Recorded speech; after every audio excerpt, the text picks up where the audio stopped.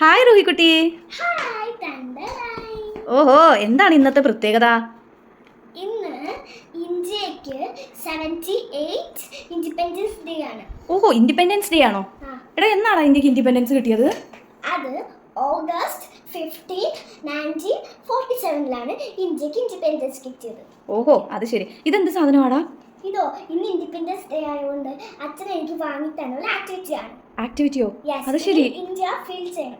ഇന്ത്യയുടെ മാപ്പാണോ ഇത്? പസിൽസ് പോലെ ആണിത്. പസിൽസ് പോലെ മുഴുവൻ എല്ലാ സ്റ്റേറ്റിന്റെ പേരും അറിയാം. പിന്നെ എനിക്കറിയാം. എത്ര സ്റ്റേറ്റ് ഉണ്ട് ഇന്ത്യയില്? അത്രേ ഉള്ളൂ, 28. അത് ശരി. ആഹാ, എന്നാ പിന്നെ ഞാനൊന്ന് ചോദിക്കട്ടെ കേട്ടോ. കേരള, തമിഴ്നാടു, കർണാടക, ആന്ധ്രാപ്രദേശ്, തെലങ്കാന, ഗോവ, മഹാരാഷ്ട്ര, ഗുജറാത്ത്, മധ്യപ്രദേശ്, ഛത്തീസ്ഗഡ്, ഒഡീഷ, വെസ്റ്റ് ബംഗാൾ, ജാർഖണ്ഡ്, ബീഹാർ, ഉത്തരാഖണ്ഡ്, ഉത്തർപ്രദേശ്, രാജസ്ഥാൻ, പഞ്ചാബ്, ഹരിയാന, ഉത്തരാഖണ്ഡ്, ഇത് ഹിമാചൽ പ്രദേശ്, ജമ്മു ആൻഡ് കാശ്മീർ, ലഡാക്ക് പ്രദേശ്, അസം, മേഘാലയ, ത്രിപുര, മിസോറാം, മണിപ്പൂർ, ഇവിടെ നാഗാലാൻഡ് ഉണ്ട്, കൂടാതെ ഇവിടെ സിക്കിം. റൂഹി, ഇനി നമുക്ക് നിന്റെ ഫ്രണ്ട്സിനെയൊക്കെ പറഞ്ഞു കൊടുക്കണ്ടേ എങ്ങനെയാണ് ഈസി ആയിട്ട് റൂഹി 28 സ്റ്റേറ്റ്സിന്റെ പേരും ഒറ്റ ദിവസം കൊണ്ട് പഠിച്ചെടുത്തെന്ന്? അത് ശരിയാണെന്ന് പറഞ്ഞത്. ഓക്കെ, നമുക്ക് തുടങ്ങാം. ഒരാള് റൂഹി ഇപ്പൊ ഏത് സ്റ്റേറ്റിലാണ് താമസിക്കുന്നത്? ആ, റൂഹി കേരളത്തിൽ നിന്നും തമിഴ് പഠിക്കാൻ എവിടെയാ പോയത്? തമിഴ്നാട്ടിൽ ചെന്നിട്ട് കാറ് വഴി നാടകം കാണാൻ പോയില്ലേ? കർണാടകയിലാണ്. അവിടുന്ന് തെലുങ്ക് പഠിക്കാൻ എവിടെ പോയി? തെലുങ്കാനയിൽ പോയി അല്ലേ? ആന്ധ്രാപ്രദേശ് വഴി തെലുങ്കാനയിൽ പോയി. തെലുങ്കാനയിൽ ചെന്നപ്പോ റൂഹിക്കൊരു മഹാരാഷ്ട്രം കാണണമെന്ന് തോന്നി അല്ലേ? മഹാരാഷ്ട്രയിൽ നിന്ന് തിരിഞ്ഞു നോക്കിയപ്പോ റൂഹി ഒരു കുഞ്ഞു സ്ഥലം കണ്ടില്ലേ? അതേത്? ഗോവ. മഹാരാഷ്ട്രയുടെയും കർണാടകയുടെയും ഇടയിൽ ഈ കാണുന്ന ഏറ്റവും സ്മോളസ്റ്റ് സ്റ്റേറ്റ് ആണ് ഇത് അല്ലേ? ഏറ്റവും ചെറിയ സ്റ്റേറ്റ് ഏതാണ്? ഗോവ. അപ്പൊ മഹാരാഷ്ട്രം കണ്ടിട്ട് അമ്മയുടെ ക്ലിനിക്കുള്ള റോഡ് വഴി എവിടേക്കാ പോയത്? ഗുജറാത്ത്. ഗുഡ്. അവിടെ ഇന്ത്യയുടെ ഏറ്റവും മധ്യത്തിൽ കാണണമെന്നല്ലേ? അങ്ങനെ ഞാൻ മധ്യപ്രദേശിൽ പോയി. മധ്യപ്രദേശിൽ നിന്ന് ഇങ്ങനെ നോക്കിയപ്പോൾ എന്ത് കണ്ടു? ഛത്തീസ്ഗറിൽ നിന്ന് ഒഡീഷന് വേണ്ടിട്ട് എവിടെയാ പോയത്? ഒഡീഷയില് ഞാൻ നോക്കിയപ്പോ കുറച്ച് പേര് കണ്ടു നിൽക്കുന്നു. അപ്പൊ ഞാൻ വെസ്റ്റ് ബംഗാൾ വഴി ജാർഖണ്ഡിൽ പോയി. എന്നിട്ട് ആൾക്കാരെ കണ്ടോ? ജാർഖണ്ഡ് കണ്ടു അല്ലേ? ജാർഖണ്ഡിൽ വെച്ച് എന്ത് സംഭവിച്ചു? എന്തോ അവരുടെ ചോദ്യം ചോദിച്ചപ്പോ അതിന്റെ ഉത്തരം കിട്ടാൻ അവരെന്ത് പറഞ്ഞു? ഉത്തരം കിട്ടാനായിട്ട് ബീഹാർ വഴി ഉത്തർപ്രദേശിൽ പോയി. അപ്പൊ ഉത്തരം കിട്ടി.